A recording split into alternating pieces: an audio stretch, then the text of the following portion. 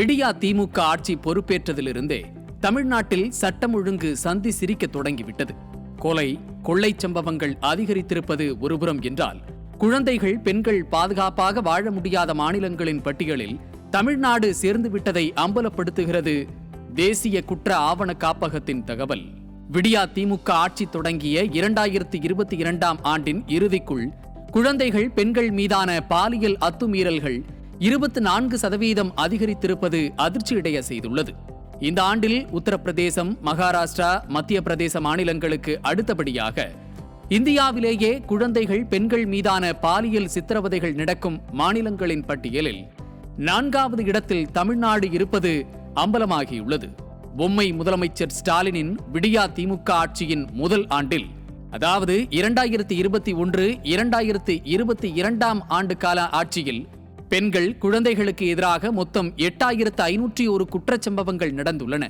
விடியா திமுகவின் 2022-2023ஆம் ஆண்டு 2ஆம் ஆண்டுகால ஆட்சியில் 9207 பாலியல் சித்திரவதைகள் அதிகரித்துள்ளன. அவற்றில் பெரும்பாலான வழக்குகளில் குற்றவாளிகள் இன்னும் தண்டிக்கப்படவே இல்லை. குழந்தைகள் பாலியல் குற்ற வழக்குகளில் போக்சோ சட்டத்தின் கீழ் 2021இல் 4415 வழக்குகள் பதிவு செய்யப்பட்ட நிலையில், அது 2022ஆம் ஆண்டில் 4906ஆக அதிகரித்திருக்கிறது.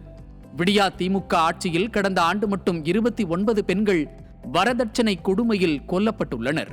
6 பேர் பாலியல் பலாத்காரம் செய்யப்பட்டு கடுமையாக சித்திரவதைக்கு உள்ளாக்கப்பட்டு கொலை செய்யப்பட்டது அதிர்ச்சி அளிக்கிறது. குழந்தைகளுக்கு எதிரான குற்றங்கள் 2022இல் 6064ஆகவும் 2023ஆம் ஆண்டில் 6580ஆக அதிகரித்திருப்பது குழந்தைகளுக்கும் பெண்களுக்கும் தமிழ்நாட்டில் பாதுகாப்பு இல்லை என்பதை வெளிப்படுத்தியிருக்கிறது. ஒட்டுமொத்தத்தில் விடியா திமுக ஆட்சியில் பெண்கள், குழந்தைகளுக்கு எதிரான கொடுமைகளும் பாலியல் சுரண்டல்களும் அதிகரித்துள்ளன என்பதை இந்த தகவல்கள் உறுதிப்படுத்துகின்றன.